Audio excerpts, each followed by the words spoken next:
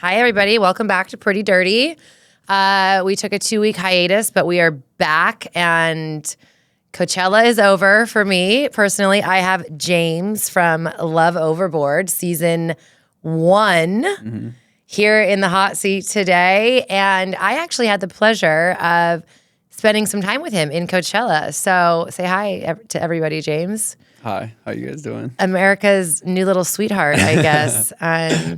First of all, can I just tell you guys that you are like so sweet and so like you just have a really calm energy about you. Do people tell you that all the time? All the time, yeah. Like you're just so chill. Yeah. And you don't drink coffee.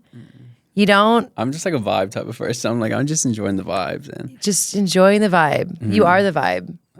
People say that all the time. I'm like, it puts pressure on me because I'm like, do I have to do more? Well, I feel like you're just like yourself. I think that's what it is. Yeah. Like a lot of people love it. And it's like, my main thing is like, I'm always like, my goal is to leave like a positive impression on whoever I meet, no matter if it's somebody important or somebody, because everyone's important to me, no matter who you are. Yeah. So it's like, I really focus on like the human interaction, like the connection, rather than being like, oh, I'm this person on this show. No, like we're both human at the end of the day. So like, it's more connection to me.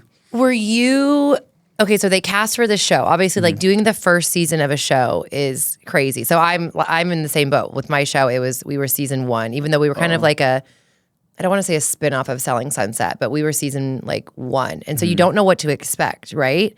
And I can't imagine. You're what, 28? How old are you? I'm 27. 27. Yeah. And so when they cast for the show, was it really about like finding love, or are you just like kind of having a good time, hooking up? It's crazy because at that point in my life, I was really like locked in and like focused. So I'm like, I'm not opposed to the idea of meeting my perfect match and like the love of my life. I'm not opposed to it, but I'm not actively like, I need to find it now. Right. So going on to the show, I was more like, this is going to be a fun summer. And I've never been to Malta. I didn't even know where Malta was. When they sent me the ticket, they're like, you're going to Malta. And I was like, oh, Malta? And it's like the Mediterranean Sea. Greece? It's next to Sicily. Oh, God. Oh, yeah. Okay, so it's in between Sicily and Italy. Yeah, so it's like in that gap. So I'm like, I don't even know where that is. And they just sent me the ticket, so I'm like, oh. Did they fly you first class? They're so cheap. Production's so fucking cheap. I had a good seat, though. I did have a good seat, but not first class. Did they pay you to go on the show? Or no? Yeah, we get a stipend at the end. And then everything is taken care of. So it's from like, you don't have to worry about nothing, like hotels and everything. So and then you get the stipend. But it was like more of like the experience. I thought it was crazy because I went on to the show and I didn't find out I was getting paid till like midway through the show. Wait, I thought I went out there for free because I was like, it's the experience to me. I'm going to Malta. I'm filming a dating show. Yeah. This is reality TV. And I'm like, and then it came public that it was Alex Cooper and like, she's amazing. They're like, oh, it's on Hulu and it's Alex Cooper show. So I was like, oh, I'll do it for free. I don't care. Like, it's experience to me. They don't tell you any of that before you go on the show? It didn't really go public when we were casting for it. And what do you mean it didn't go public? Like we went during the audition, it was just like a major streaming platform, and it was just like, oh, we'll tell you soon. Got like, it. Well, it was like a day by day thing, and where you would find out information. So I was just like, oh, like I didn't even know, but I was more just like the experience is important to me because I'm about to go on TV and I'm about to be on a yacht in Malta. Like, fine, I don't care. You don't even have to pay me. I'll do it for free. And, for sure. And so a lot of us didn't even know about any of the show, and I was in the hotel room. I didn't even know. I knew about Alex Cooper, but I didn't know her until like obviously in the hotel room. I only have YouTube on there, so I'm watching YouTube. I'm watching Call Her Daddy. And I'm like, oh, I might as well just learn about it and see who she is. And and she's actually like super amazing when it comes to like podcasting. And Whoa, watch it. Watch it. I'm sorry. But I mean, like, I'm from watching totally it. kidding. And I was like, I liked all her like podcasts and stuff. And so now, she's executive producer on this show on Love Overboard. So she was very, very like involved as far as the casting. And when I met her in South by Southwest, she was like, I loved your casting tape. And I was like, I want to see my casting tape because I don't remember what I was saying, because like obviously as a casting tape, you're going to be like your true authentic self, because you're like, I have to sell myself to these people because I want to make it on the show. Okay, but so you're so authentic and genuine, and I feel like I'm also that way, but not everybody's like that on their casting tapes. And I learned this because I filmed a show with 8 or however many people, and I've literally had producers come up to me and say, we can't believe how different that person is when they film versus their casting tape. They're like, if you would have seen their casting tape, they are so different. They bring all this energy and they bring all of this like, you know, pizzazz and drama and like, and they're not like that. When a camera gets put on their face, they're just not like that. No, it's I'm not going to name names, but there's a lot of people in the cast where I was just like, maybe their casting tape was different than who they are right now. Because obviously, you're like, how are you here? When you make it, you have a different pressure because obviously you're like, my image and who I am. I don't want people to perceive me a different way. I don't know what my edit's going to be like. So I understand that. But for me, I was like, if people don't like me for who I am, I'm going to, rather than being like, I need to play this character on this show, because this is not a character show where you like have a script. So I think a lot of people maybe played into it. That's why like you've seen a different side of people, because I was like, I want to see everyone's casting tape, because I was hoping to get all those people onto the show because that's who you are. Like you have to own it. So when the cameras turn on, it kind of seemed a little, like even in the first episode, obviously most people were like, why do you say I'm horny? But I was like, that was who I am, because like that's how I felt, because I thought that was the vibes of everyone. Just thought we were talking about our feelings. Like, yeah, I was like, okay, I was just locked in a hotel room. I thought we all were feeling the same way. They probably are, but no one has the balls to just say. People were like, hold on, they're gonna. How's America going to see me, and how are people going to see me? But I'm like, man, if they don't like me for that, I don't care. Like, I think too, it's like, no one can prepare you.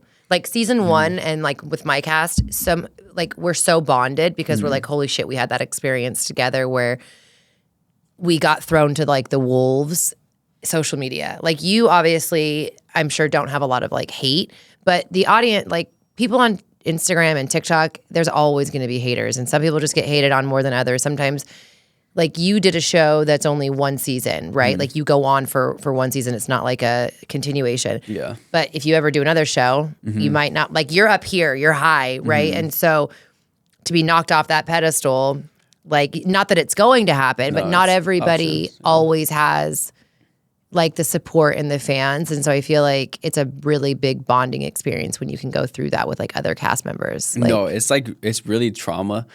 Because especially coming back home, we all would just call each other and like, oh my gosh, like it's weird, like navigating this normal life. And I was like, yeah, I can't decompress normal. Like, that's what I mean. It's bad because no one understands. And like people think that I was just living the dream life. I was like, no, like it was a lot of pressure. It was a lot going on. And talking to the only people that obviously understand are my cast members. So exactly. But then I was like, you know what? Like I need to like get away from them, because not only does it like make us all spiral together, but we're not growing and like not working on ways to like navigate normal life, because we still have to, before the show comes out, we still have normal lives going on, because it filmed in May of last year. So like that's a long time. Like there's still a long time that's going on. Almost like, a year ago. Sit in my house and just spiraling until then. So I was like, I have to figure out how to navigate and like really decompress and focus on my things back into normal life. Okay, so you are single, in a relationship, committed, situationship. What is it? I'm single. He is single, ladies. Okay. I'm single. How did that come about? Walk me through that. Because I thought she was great. She's an amazing person. She sacrificed her situation to be with you. She jumped in the water. Like, tell me what happened. I'm going to start by saying she's an amazing person. Like, I wish her nothing but the best. I think a lot of it had to do with going back into normal life. And for me, I was so invested where, like, I was losing myself, because I was like, okay, like, how am I going to live my life making sure that I incorporate her into it? And, like, that was my main focus. And on the back end, that wasn't her main focus. So it was kind of harder to be like, oh, shoot, like, how are we going to navigate this? And the distance, she lives in Miami, I'm in LA. So it was a lot. It was a lot of distance. And we both like physical touch. We like, we were just on a boat for living 24/7 with each other from day one. We're the only couple from day one that made it to the end. So it's kind of like one of those things where we built that relationship that was so strong. It didn't even show all of everything, like even the behind the scenes where we're just talking about normal life and things about that. So a lot of it played into the role of like, damn, like now we don't see each other. And the texts started going lighter where it's like, damn, like we have different time zones and different lives going on. And our lifestyles are super different when it comes to not only our goals, but like what we're doing now back in our home. Like on the boat, we're obviously isolated. So it's like a curated environment. So you only have whatever you guys are doing. So going back home, she goes back to her lifestyle. I have my lifestyle. Completely different. Like her in Miami living it up, and I'm over here like, dang, like I'm worried about what she's doing. And it came to a point where I just couldn't be like fully happy being in a relationship. And I'm like, am I going to wait on and hold on to this and be like, let's see if this works? When it's like, no, I can't. Like when I'm the only one working on it. Right. And like that was the problem when it came to when I wanted to address things. It's harder to have problems and fix problems when you're not together. Totally. Yeah. So it's like we're having an argument over phone. It's like, yeah. It's not and the sometimes same.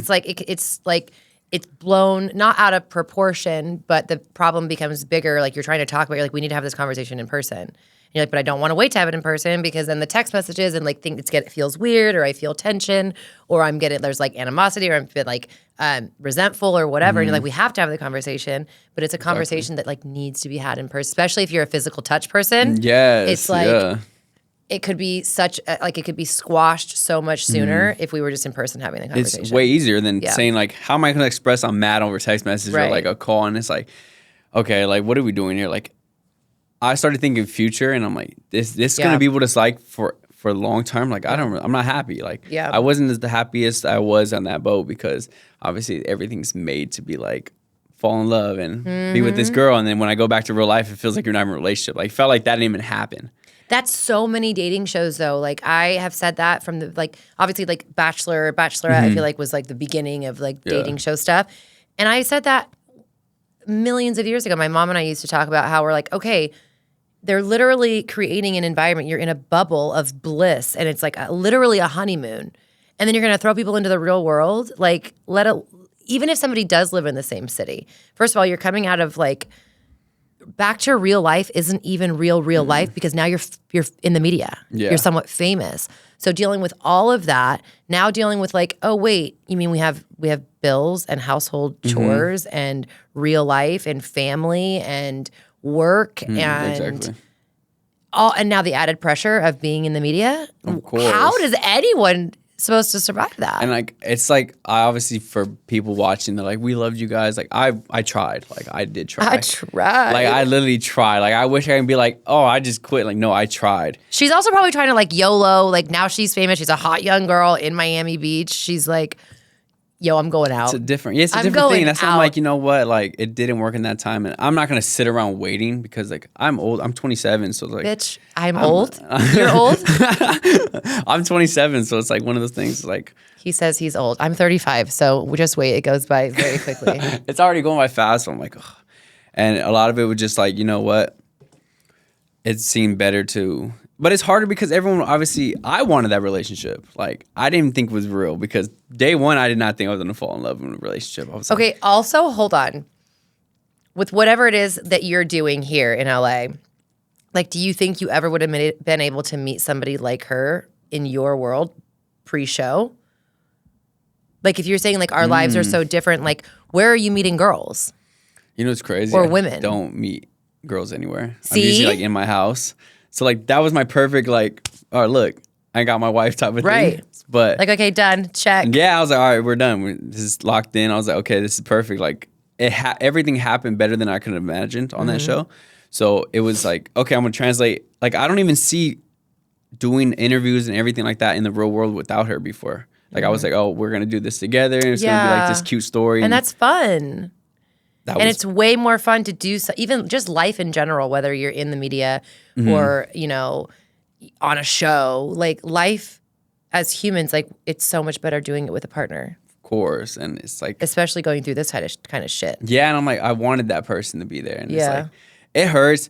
But at the same time, I have to remember that everything happens for a reason. I'm like, I couldn't, if it would be me wasting my time if I waited and it's like, okay, she's going to come around to it. Like this is going to happen. And do you think that she was, well, because you said like, okay, she wasn't trying and I was trying. So do you think that she just didn't have the balls to say like, hey, I don't want to be in the relationship anymore, and was like pulling away because she wanted to like go a different route, and you were like, hey, okay. I think she was going through a lot. So like, I can't really judge based on if you're going through a lot, like everyone handles their traumas and their issues differently. So like, I can't be mad at her or blame her because I don't know what's going through your head. But that's why it was for me to be like, I need to pull that Band-Aid off and say, okay, like split, because I didn't want to keep wasting my time and being like, oh, she's going to come around because she has her issues and I'd rather her, because I cared about her more than just the show and like in life in general. Like I cared about her. So it's like, I'd rather her be good.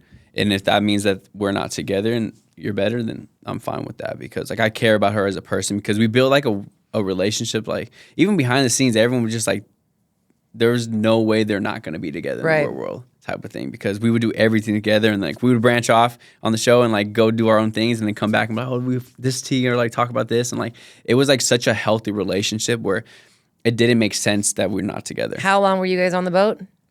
We stayed. So me and Lexi stayed the whole time. So we ended day 29. Okay, fuck, a month on a boat. That's crazy. Yeah, and like we were together since day one.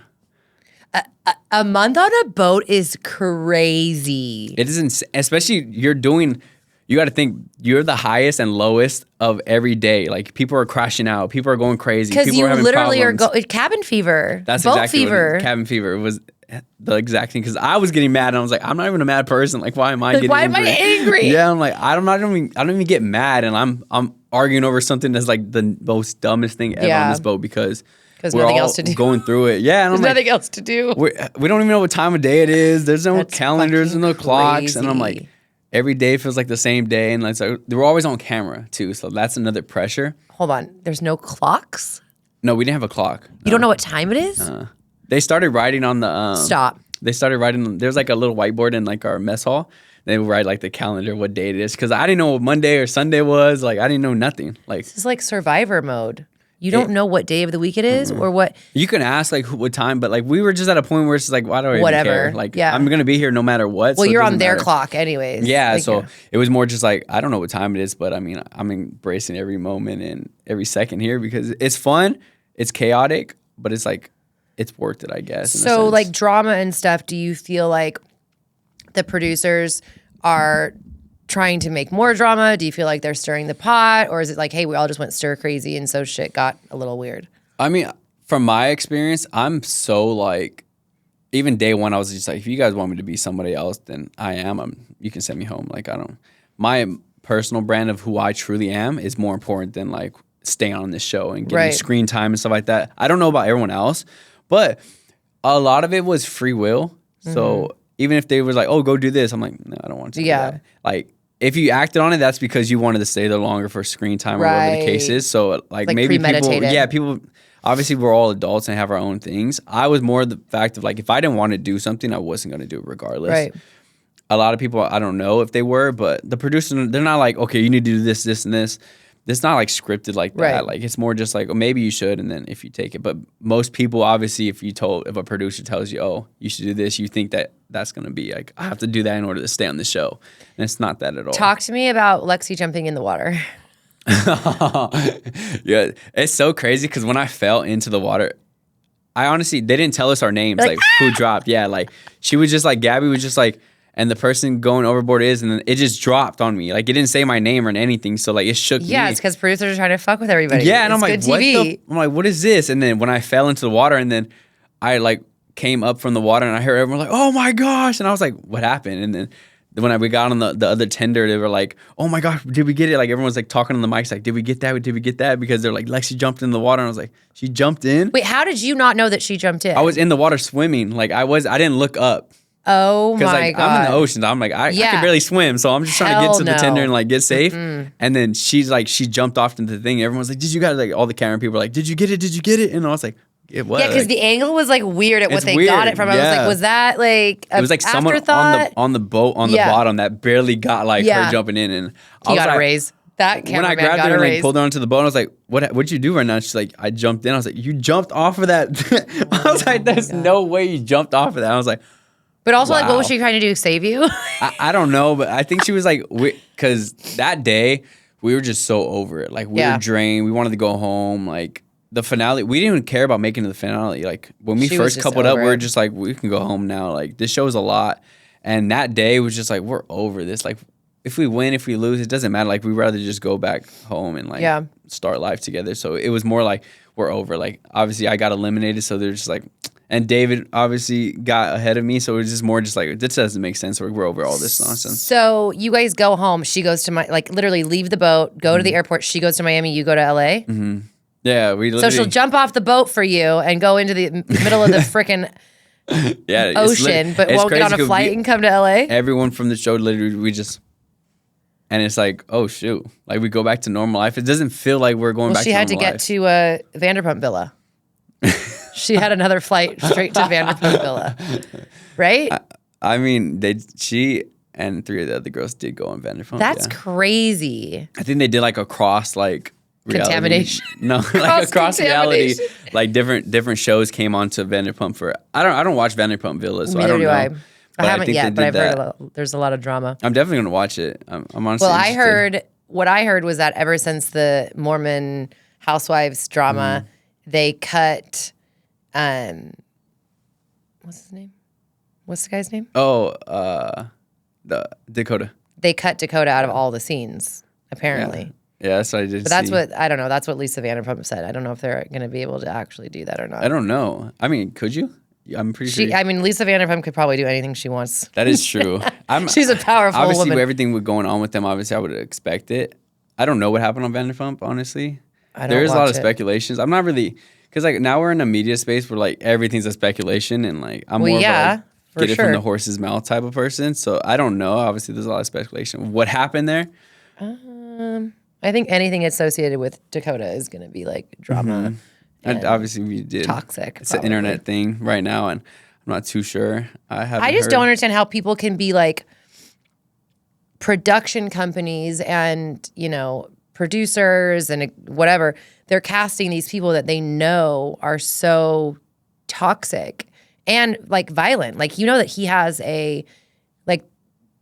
do you know anything that was going on between like I just seen like the most recent thing. Taylor and Dakota, her baby daddy, all the things. Like, he apparently is like abusive to her, and she's like physically abusive to him. And it's like, these are the people, like, she was casted as The Bachelorette, and he's now on another reality show that's basically like, what even is Vanderpump Villa? Is it a hookup show? Is it like, I don't know. What is it? I know that they basically just had like different reality shows come together and was like mingling in the villa. And I don't know if it was like hooking up type of vibes. I mean, obviously we'll see when it comes out, but I'm not too, there's a lot of speculations on those, what happened in the villa. Okay. You can be coy. Fine. I won't press you. I'm not too sure about what happened exactly, but obviously the world knows there's certain. You don't know who Dakota was hooking up with? There's speculation. I've heard. I think, I mean, if he's edited out of it, it's kind of hard to like really be like, that's what happened. But so you don't talk to your ex anymore? We were really close, but she didn't tell me anything. She doesn't tell you? She didn't tell me that. Oh. Wonder if they pay people to go on that show. I would think so. Doubt it. Production's so cheap. Okay. Anyways, so who switched up on you the most after the show ended? Damn. It's sad to say, but I would have to say it was Lexi. Yeah. Actually? I think the person you didn't think that would switch up on you happened to, because obviously it felt like we just went our separate ways. So it kind of hurt, and was like, I was really involved and invested in this relationship. Like, as you can see on the show, like I was really in love with this girl. Like I still have love for her. Like, I wish her nothing but the best, but it hurt because it's like, damn, like I didn't think it wasn't going to work out the way that it did after, and it really hurt. What was the most shocking part? Like, what was it like that she did? Like, she just gave up, like quit. She just waved the white flag and was like, I don't And even want- for me, like personally, like after that, I didn't want to be involved with the show. Like, shout out to Dr. A, she put me into therapy. I had like 2 therapists, and because I didn't want to be a part of the show at all. I was more like, I'm over this. Like, I'm feeling the roughest time in my life right now because of this show. So it's like, how do I fix that? I just exit out that show. Like, that was my mindset. But then obviously doing the work and self-growth and stuff, and I started realizing and understanding things from a different perspective, and it kind of helped me overall after, because I was more like shout out to therapy. I was so against therapy for life forever, but therapy is the best. And especially if you find a good therapist. oh my God, I love my therapists. They're the best. Like, I'll call them. So wait, during the show you were seeing a therapist, or after the show? After you guys broke up, or while you were still dating? Broke up.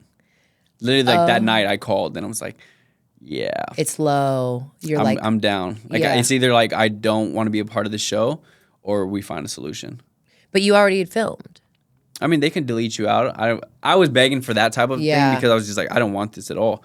Because it was like, at what cost did I get everything I can get everything I want in life, but at what cost? And it's like my mental, my peace, like, and it was just a lot seeing that like a person that I didn't think that would switched up. So like it hurt me bad. And it's like, especially telling her and it just didn't like, she didn't clock it. Or like she didn't understand. care. It didn't understand. Yeah. And I was like, oh damn. Like, do you feel like she kind of like threw you to the wolves and you're like, hey, I thought we were in this together and now it did feel like that. You're not there for me? Yeah, I feel like I was like, I gave up a lot and was willing to do anything and everything for you, and for you to be just like, oh, I need to focus on myself. It's like, damn, bitch. Like, damn, all right. But yeah. Oh, because you were really in love with her. Yeah, it was bad. I'm a lover boy at heart to my core. And you haven't talked to her since? I talked to her. It's more cordial because I remember I take the experience like with everything. To me, it means the world to me. Like I wouldn't have done it any other way. So I still care and like have love for her. It's more just like not like a friendship, but like a close friend. Like I look out for you, but you're on your own journey. I'm on my own journey. I'm here for you if you need it, but I don't like think that she's there. Like I'm gonna call her or anything like that. Such. Who do you think your second? If you had to choose someone else, who would have been your second choice of girls on the show? If you had to. The second girl I would say was Anna. Yeah. She was in my top 3. Is she single? Anna? Yeah. I think so. No way. I love Anna though. She's okay. What do you think are the like 3 most important things in a relationship? Oh, communication, accountability, and fun. Spontaneous fun. That's good. Yeah. Good. But accountability for sure. Because if you can't own your shit. Self-awareness. If you can't own that you fucked up. Like, yeah. I want to talk for a second about Coachella. Obviously, you were there. Also, how random that I met you. You were scheduled to come on the podcast. I had never spoken to you because it went straight through production and your manager. And then I run into you at Polly's birthday party in LA. And I'm like, wait. Fiona's like, I think that's the guy from Love Overboard. And I was like, wait, which one? Because one of them is coming on my podcast. And you were there. Then you're at Coachella. And have you been to Coachella before? No, that was my first time ever. Same. Yeah. Okay. Also, you didn't stay for Justin Bieber, which is the only reason that I really went. And it was like a brand trip for me, which I know sounds like so lame, but it was. Like I got paid to go. But it was fun. But Justin Bieber, like, so you know how there's different like wristbands? Yeah. So artist is supposed to be like the most exclusive. Like it's not usually very crowded, like the best views, like it's the shit, right? And I don't know if they oversold the passes or the wristbands or if people were like sneaking in. It was like corner to corner, like shoulder to shoulder, sardines. I felt like I was gonna have a panic attack. I couldn't breathe. Oh, yeah. I was like, if there's an emergency right now, we're all gonna get trampled and die. Like that's where my brain went. And like the songs he was playing in the beginning were like from his new album that I didn't know. And so like I get it, he has to make money and he wants to do his thing. But I left. Like he played 2 songs and I left. And I also heard it took 4 hours to get out of there. Like it kind of a nightmare. But then you see it on social media and it looks like it was the best thing ever. And I'm like, it was not like that. Like I bow down to Justin Bieber. He is amazing. Of course. And I get what he was doing on the stage. Like that was insane. And like he's the best thing ever. Like I'm obsessed.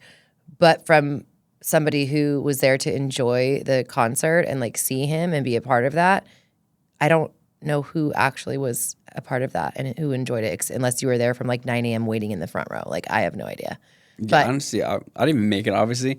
I was like so tired. I was like, you know what? Like, I really need to see Justin Bieber right now. I was like, I'm exhausted.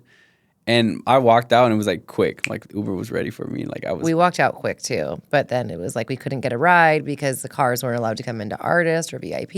And we had to walk like a mile just to get a $300 Uber for 5 miles. Like our driver couldn't even make it in to pick us up. Like it's too much. Like the festival is supposed to be like chill and like fun and easy and like a vibe. And when there's so many people, I think the only way to eliminate that is by like not overselling it. Like only a certain amount of tickets should be sold, and that's it. There's way too many people in the festival. It was really packed, especially, I mean, even VIP and everything. That's what I'm saying. Like, super packed, where it's like, damn, like kind of gross. You should have been in GA because GA looked like it had more room. That's what I was saying. I was like, honestly, if we would have just been in general, GA, it would have been a better time. No doubt. Even when we went and we saw Pasa and it was so fun, and I'm like, that's just out there in the open. The space, there's like more like, it's not like confined into this little gate thing where it's part like, of me thought, I'm like, I wonder if like the people in charge of Coachella are like laughing at all the people buying artists and VIP, and they're like, you guys are so stupid. Like all the money you're spending on that, and actually general is like, better views, more space, better it's like food. Piece of it. I think it's more of a status thing. Like, oh, I have VIP or I have artists, but it's like enjoyment wise, I had more fun being on the ground in GA than VIP. And I'm like, this is insane that somebody was like, I need to have VIP, I need to have artists. And I had a blast, and I was like not packed like sardines in GA, and I'm like, this is a lot better than VIP. 100%. Well, that's why the only reason I was like, if we're gonna see Justin, we have to be an artist, because I was thinking general is going to be wild, and artist was just as bad. I'm like, this is a joke. Like this is a joke. Someone's laughing at us. Like people are laughing. This is stupid. Everyone obviously wants to be like, I have to say they have artist pass. It's they for say sure they have VIP, and I'm like, no, I had a blast. And I was in GA, and I got to enjoy the concert rather than being like, oh my gosh, like I'm worried about somebody running me over or anything as such. And it was honestly an experience that was so fun. I think the dust and the dirt kind of like throws it so off, because I'm like, I can't see. You poor thing. I'm coughing. But I think overall the experience is fun. I think a lot of people, I mean, the vibes are just different there. What do you think about like influencers and like people like reality TV personalities? Like obviously now you're kind of thrown into that world. It's so funny because a lot of people ask me this, and I'm so like not influencer coded.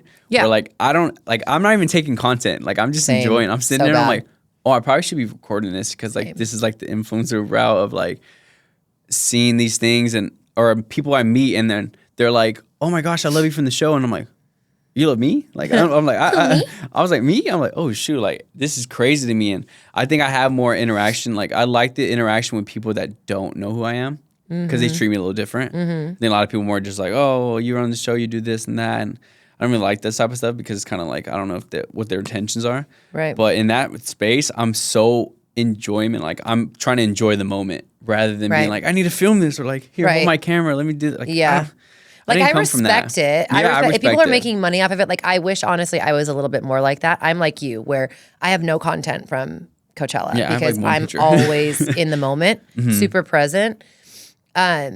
Especially like if it's an experience, right? So I'm more likely to like film content if it's just like me at home alone or with one of my friends. But like when I'm watching somebody perform, I'm like, I want to be in that moment. Or if I'm having like an experience, whether I'm, you know, on a boat or I'm at a concert or I'm at a birthday party, I'm like, I don't want to. And everyone has their phones on. I'm like, put your phones away. No, exactly. Or like I was with Cat's Eye. People were like, you don't have pictures with them? I was like, no, I would just like appreciate like meeting them. Like it was more just like, hey, how you guys doing? Like type of thing. It wasn't like, oh, take this picture. Like let me get. No, like I don't really care. Do you? Okay, so I regret it so much when I leave, and then I'm like, oh my god, why didn't I? Like I literally was with. When I went to Stagecoach a couple of years ago, I went with Patron, who is like the most amazing brand to work for. Like they're insane, and we had Lana Del Rey staying at our home in like the villa, like on property, right? Like literally I could see her bedroom. I saw the bed that she was sleeping in from my kitchen. And I didn't get one photo with her. Like I was cold plunging next to her and like doing yoga. And I'm like, this is just cool. Yeah. Like I'm in the moment. Like I don't need a video or a picture. And I came home and my kids were like, you didn't get a photo? And I was like, no, but like I have the story to tell. Like I can tell you about it. And then I have like, it's like FOMO, but in the form of like regretting not capturing content. I do see both sides. I'm starting to realize that what's greater is on the flip side of it, where it's like, especially from where I'm from and where I come from, people don't get to do what I get to do. Yeah. So like if I had that content or had that picture, like people are like, oh my gosh, like it's possible. It's more of like like they can see and be like, oh, I can do that too. So that's where part of me is like, I need to start doing. But when I'm in the moment, I'm not like, oh, can I get a picture with you? Like, it's more just like, I'm just embracing the interaction. But on the flip side, I'm like, okay, somebody can see this and be like, damn, like, we're from the same, we should go to the same school, we do this, and like, I can do that. Right. So it's more like motivation that I need to like keep pushing because I love that. But at the same time, I'm like, how am I supposed to enjoy this experience and not be like, I need to take a picture, but I need to in the long run because it's more of an inspiration to people who don't think they can or their dreams are perspective. Because I've dreamed that big where it's like I didn't even think, especially right here sitting in this chair, I didn't think I was be on a year ago. I did not think I was going to be on a podcast talking about a show that I was a part of or talking about experiences. So it's one of those things where the dream is bigger than you can ever imagine. So I need to like show that it can happen. Like it's not just like, oh. That's a really good perspective to have and to keep you motivated and to keep you on track for actually posting and promoting yourself and like to inspire other people. I think that's what it is too, is like it's like a soulless like social media, and I'm like, ugh, like it's like the antithesis of who I want to be, but then also it's a huge platform where I'm like, this is my identity, like my brand. Like I am my brand, and like not only to be inspiring to so many like women and people, but also that's literally like your commercial for yourself, for your life, and for business and for a lot of things. So it's like a catch-22.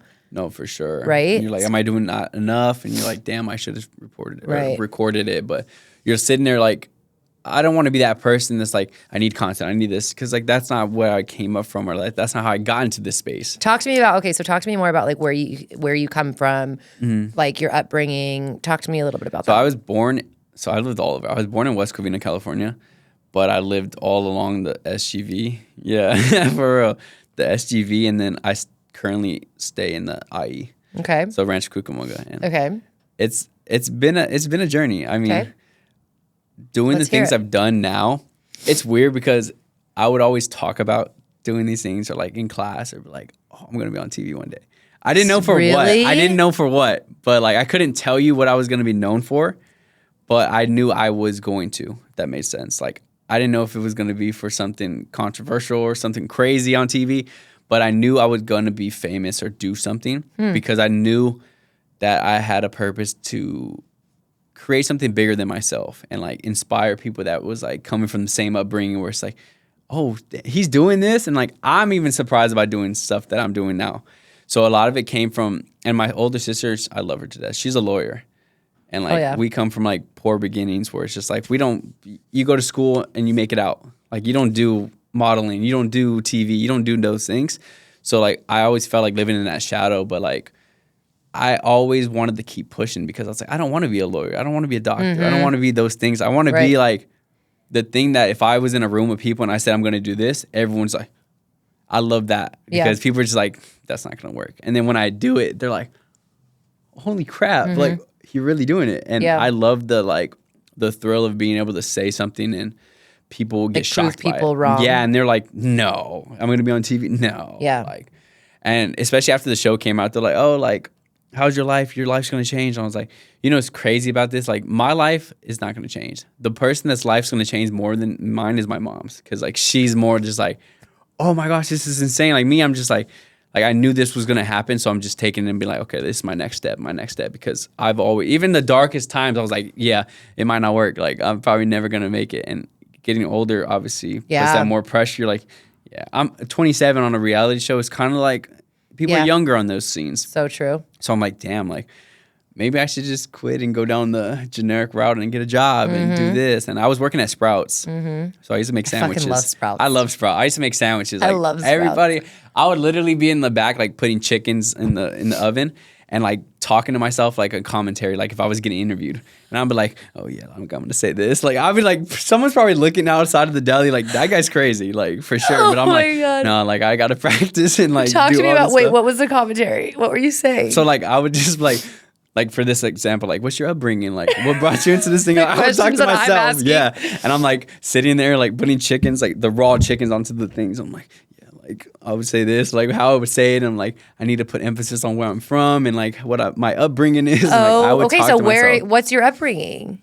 So I obviously all the stuff that you've rehearsed. Tell me. Yeah, so I came up from obviously I mean, really humbled beginnings. I wasn't exposed to like money or anything of that such. I wasn't like people who know, an inter-district transfer student. So like that means I went to like a school, but I never lived in that area. So like I lived in like a bad area, but I would use someone else's address to go to a good school because like my mom wanted us to go to better schools because. Are your parents married? They weren't married. They were together since my mom had my sister at 16 and me at 18.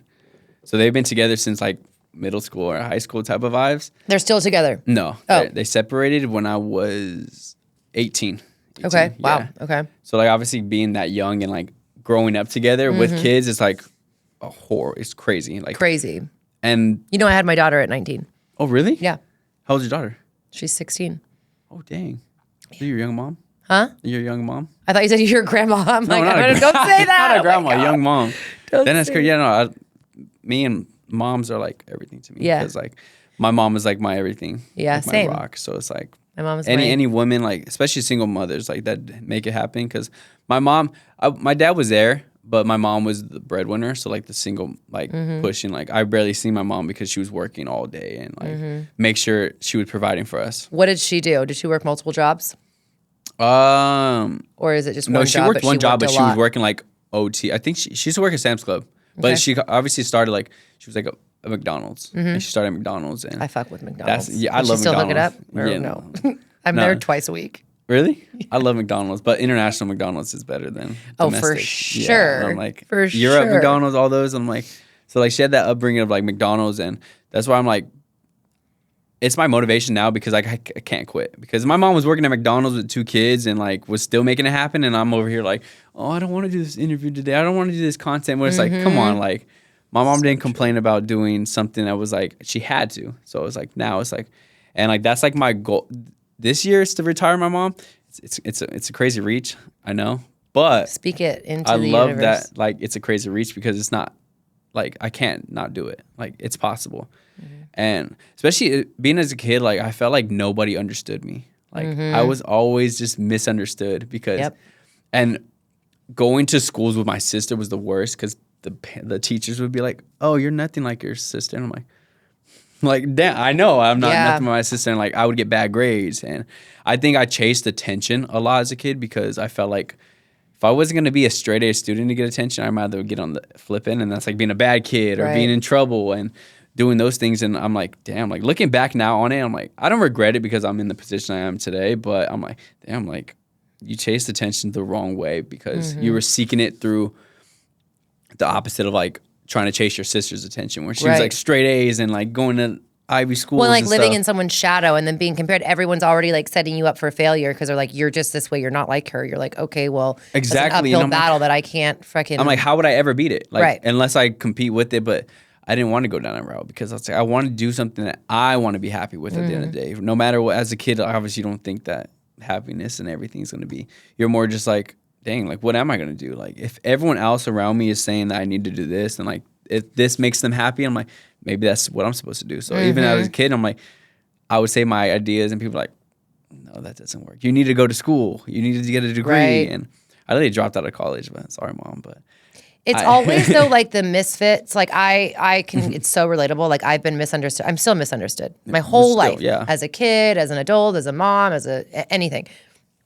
But it's crazy because these are like the people like you and I are the ones who do like the out of box, out of pocket type shit.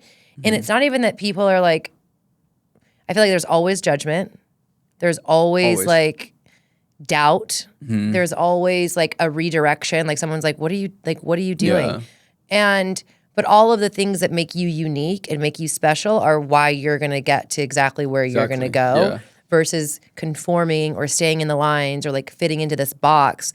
And I feel like even now I still struggle with like, wait, oh shit, maybe I should like do this or do that. And maybe I'm doing it wrong. And I think as long as you like, stay true to yourself and who you are. Like you can't fail. No, of course, especially being in, I mean, reality TV, I get put in a box. Right. Because like, I'm like, on the back end, I'm like, I'm working on my nonprofit. I'm working on things for this and that. And they're like, no, like reality TV is so like stigma. And it's like, no, you're supposed to go get brand deals. You're supposed to do this. You're supposed to be this image. I'm like, no, like I have this whole plan that reality TV, all it did was amplify the plans I have. I have a journal full of plans that I was like, this needs to be done no matter what. And all the platform did was just elevate it so I can make it happen. So when people were just like interviewing me or like talking to me or like, I'm like, oh, I want to work on this or I want to do this.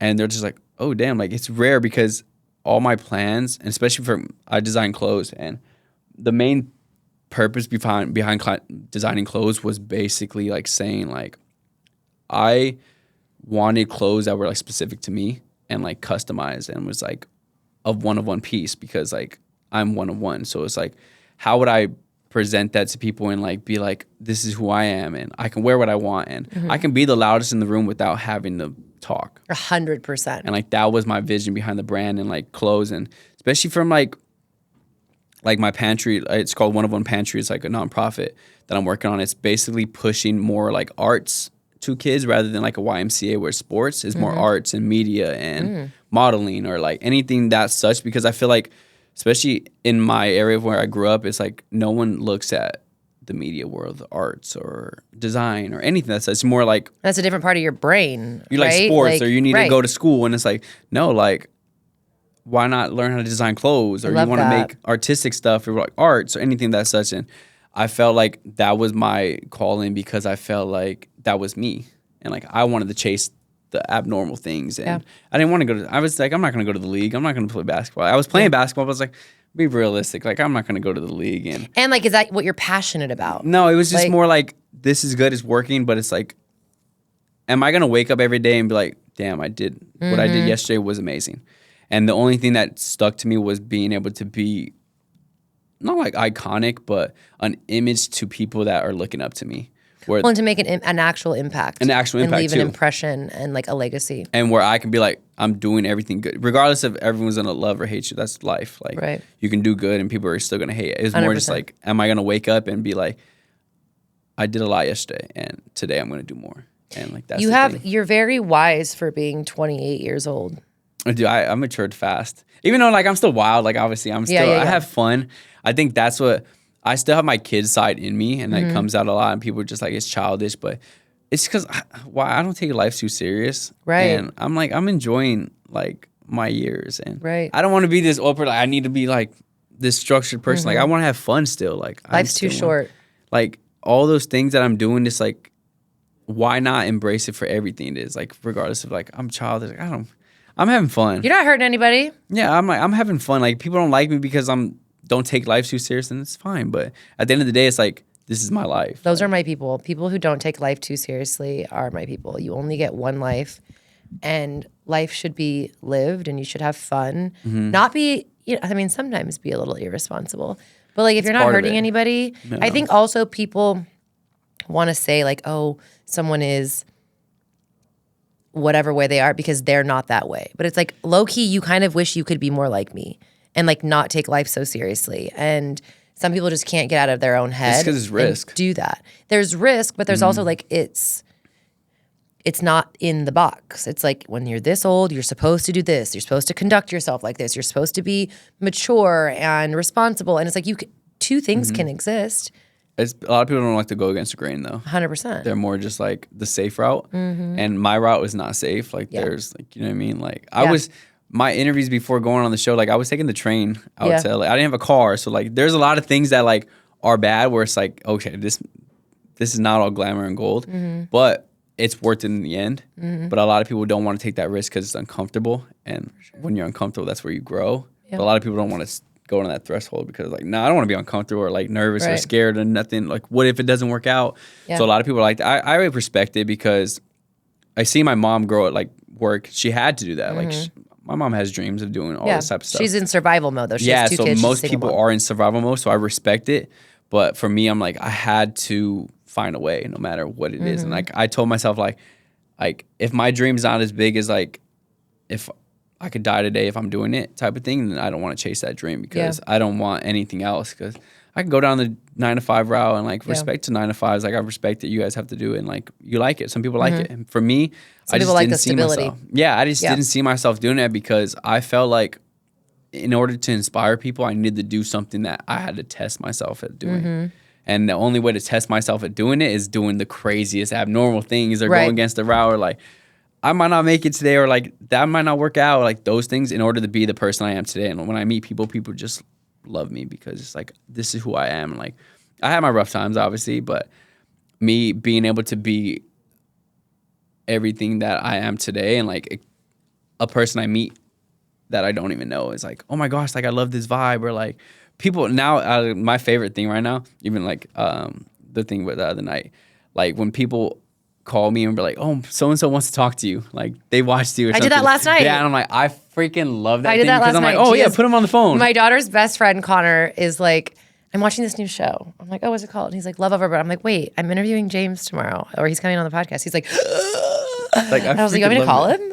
I love that because I'm like, so call cute. him. Like, yeah, what the heck? Or like, so cute. like, because I feel like people, especially when I respond to a comment, people think that like I'm not human or something. Yeah. And I respond, they're like, he responded. I'm like, dude, you guys don't even know the comments, and like you just telling me you know who I am is everything to me. Like, so what's in the, like, what's next for you? You're doing your clothing brand, you're doing nonprofit, very admirable.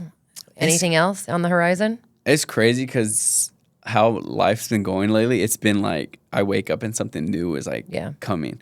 I think I want to really ride this wave out because the show I'm not bigger than the program. I always remember that and like put emphasis on that because I'm not just like, oh, I'm on this show. Like I need all these offers to come. Yeah. It's more just like day by day taking in like the content and meeting people and being involved is my main thing right now with Love Overboard. And then from there, I would say maybe 6 months. Mm-hmm. And then next thing, my main thing is to get, because I was doing runway and modeling and stuff like that international before. So I want to dive back into that. I want more campaign work. Like I want to work with Skims. Mm-hmm. That's like a main brand that I really want to work with. The Kardashians in general, I want to work with all of them because like they have amazing business strategies. They were at Pizza Slime, the party I was supposed to go to. Of course. I mean, in this realm, you just run into the most randomest things and you're like, I know, it's crazy. And then you gotta like put the starstruck to like the business wise. I don't get starstruck, but I'm just like, I'm tired. I'm tired. I'm tired. But I really need to see Kim Kardashian. Weekend. Like I know. You have a goal. Like for me, I'm like, I don't need to see Kim Kardashian. Like, you know what I mean? Yeah, no. But I also want to I just want to have fun. And freaking enjoy the moment and stuff. I'm really like, Kim K is like my childhood crush, so it's a little different. Yeah, it's and like being able now to like be able to like in that realm of like being able to meet her, it's kind of like I gotta put that like child like, dude, I just looked up to Kim K. So now it's like if I get to work with her, I'm like I gotta like be manifest it. Business savvy. And when you get to work with her. When I get to work with Kim Kardashian. When you get to work with Kim Kardashian. Like that's like the main Skims. The main goal as far as like, I mean, I don't want to be a walking ad. Like I don't want all these brands to. What about like Calvin Klein, like being on a billboard and Cat's I would do some stuff like that. I'm so opposed. Like even before starting this, I've told my manager, I'm like, bro, don't throw all these brands at me because if I don't use it on a day to day, I'm not gonna be like, because it's not authentic of me to be like, oh, let me sell this brand to everyone. I don't even use it every day. Like, if I don't eat Pizza Hut every day, I'm not gonna be like, hey, eat Pizza Hut, I love it. Like, well, you trying to retire mom? Pizza Hut probably pays some big bucks. That's the other side to it. But I feel like there's bigger brands that really align with my of course. I mean, don't sell your soul to the devil, but I do think, I mean, that, and if I could give you one piece of advice, I mean, I've been doing this for 5 years, like where I'm in the media and like brand deals and everything. I do feel like there's goals that I had and have, but also being a single mom and being somebody who's trying to build something, there's so much opportunity. It's really hard for me to say no to things. And of course I say no to brands because it doesn't align with me, right? They're like, a vibrator brand. I'm like, I'm not gonna fucking. They're like, we'll give you 20,000, 30,000. I'm like, I'm not gonna promote the vibrator. Like, it's not in alignment. There's certain alignments, right? That don't but work. I'm like, but also, if it's in alignment, like it's really hard. So I'm kind of on this hamster wheel of saying yes to every opportunity that I can. And then I'm just like, wait, I need to give it 100. I need to give one thing 110%. And that's kind of the podcast, right? Yeah. It's like, I want to get the podcast up and running. So we did that. And check that off the list. And there's other things. So if you have like your goal, focus on that and don't let anything derail you from that fucking goal, even if it's tempting and there's a carrot being dangled. Because if you can accomplish the one goal, I feel like everything else falls into place, like financially, spiritually, mentally, physically. Exactly. Yeah, that's like what I've been pushed through. It's so hard because, brands, all these brands, and it's hard to fall down that influencer route because I'm technically like in that and you realm. make money. Yeah, like it's lucrative. It's hard because I don't relate to those people. Yeah. So like being around them or like being in corporate, it's like I just we're feel the out same. of touch. I get it. Yeah. That's why I asked you in the beginning. I was like, how do you feel about like influencers and TV personalities? And I mean this with no disrespect. Like every once in a while, like once in a blue moon, I will meet somebody in that space where I'm like, I vibe with you. Like this is a good match. No, exactly. But 9 out of 10, I'm like, get me the fuck out of here. You guys are so fucking annoying. You're so fucking fake. You're so inauthentic. All of you in a room together, they're like having a dinner, like a bunch of influencers. And I'm like, you guys aren't even friends. Exactly. And then you show up on social media like, oh my God, like we're so cute. And the girls' night out, I'm like, you guys literally don't ever even talk to each other. And if you do talk to each other, it's so surface level. Like, I'm like, I cannot be a part of bad. the and fake it does shit. give a bad rep on them. That's why like me going into that world, I'm like I already get that stamp of like, oh, he's probably like he's not in tune with everybody. Like he's probably fake or like this and that. I'm like, I always have to go against the grain with that. But I'm like, I don't even like being around those people. Like I'll meet somebody, I'm not like, oh my gosh, like what can they do for me? I'm just like, no, like let's just vibe and talk. And it's not about what you have to offer me. It's more like, can we have a conversation? Are you a and like, good do you have substance? person? Like, can I talk to you? And like, Yeah. it's more like that thing. And like, in this world, I feel like me leading with such like authenticity, I like weave through so many people fast. 100%. Where it's just like, oh, I probably don't want to hang out with them, or I probably won't meet up with them again. So I like that I'm really holding on to my authenticity in this world, because in the influencer world, it's so like, what can you do for me? What can you do for, like, it's a lot. It's like a business fake. deal. And I'm like, yeah. I'm not here for that. Like, I'm just trying to enjoy the vibes. And Same. Just trying to enjoy the vibes. Yeah, I'm just here. Like, I don't want to be all this extra. And I feel like people love me for that. But also, I have to remember that in that space, you have to play off it and like use. But I'm like, I don't feel good using it. It's a double-edged, it's a catch-22. I know. You're not going to be able to do anything you want to do if you're not taking these things or being at these events or any of that such. Exactly. So it's like a business. Like I try to explain that to people, and I'm like, do I want to go to these things? No, but it's business. It's networking. But I'm really bad at being inauthentic. So I'm like, unless I'm going to go and turn it up and be able to like be excited about it, and I'm like, then it's just a wasted time. I'm a people pleaser too, so it's like I'd rather be nice to everyone, even though like that person doesn't deserve to be nice. That's why like I'm so like primed on like being around a core circle, right? Like people and then I can bring them to events where it's like we're together, and it's like not like I have to be fake, or like I'm just like, oh, we're cool. Like I'm nice to everyone, but I still have my circle that comes in. And you're enjoying yourself. And it's hard because I don't have a circle of like people that are in this space too. Yeah. So that's like my main goal, is like finding those core people that like can go to events with me or do things with me where it's like they're genuine, like I can trust them. Right. Oh, that's hard. Yeah. Ooh, good luck. I'm already having trouble with it, but good luck. I'm like, I always find the good in things regardless, even though like I shouldn't. I'm just like, no, maybe they're going to be good people. They're a good person, but it's hard. Yeah, but I feel like you're probably, I don't know if you're similar. I'm very naive because I always lead with like pure intentions. Like, there's no malice. And so I give everybody the benefit of the doubt. And truly, I feel like most people don't deserve the benefit of the doubt because they're just not like that. They're not as, genuine and kind-hearted and authentic. No, exactly. I think that's why my core circle, I like to, because obviously being raised by my mom and sisters, I like to gravitate towards women because they look out for me and they see things I don't see, like, and they'll tell you, oh, I don't like this or whatever. So like I like to keep great women around me because of that reason. Because I would just be naive and be like, oh, it's cool, they're nice. They're like, no. And never doubt your intuition. Like, so I have insane intuition. Yeah. And the people closest to me, like if we ever meet somebody, I'm like, there's something. There's something about that. I don't know what it is. Yeah. And they're like, at this point, they're just like, I don't know, but I believe you because I'm never fucking, and a lot of times I will put that on the back burner. I'm like, Alex, maybe not. Like, let's give him, and it never fails. It comes out like, right. That's why like skeletons in the closet. You'll call something out, and sometimes it takes years, and I'm like, wait, I knew there was something off about you, but you live and you learn. So tell everybody, first of all, love having you here. You're such a joy and just like a beautiful energy. Tell everybody where they can find you. Social media. All my social media? All my socials, James Barranca, Barranca, on on all socials. All socials. Yeah. That's what a unique name will do for you. Yeah, no, for Thanks, sure. Mom. Thanks, Mom. Loved having you here. Make sure you guys like and subscribe. And I hope you enjoyed this week's episode. And I will see you next week.